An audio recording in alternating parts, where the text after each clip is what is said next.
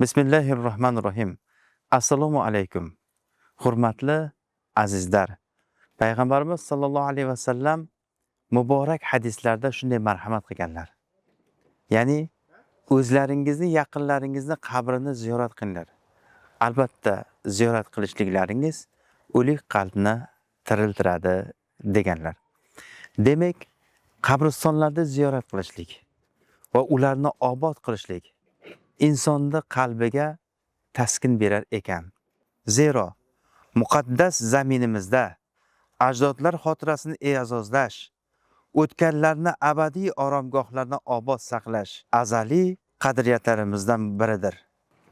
Har birimizning qalbimizda o'tganlarimizni yorqin xotirasi va ularga bo'lgan cheksiz hurmatimiz yashaydi.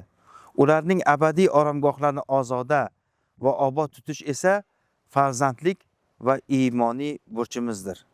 Keling, birgalashib qabristonlarni obod saqlaylik.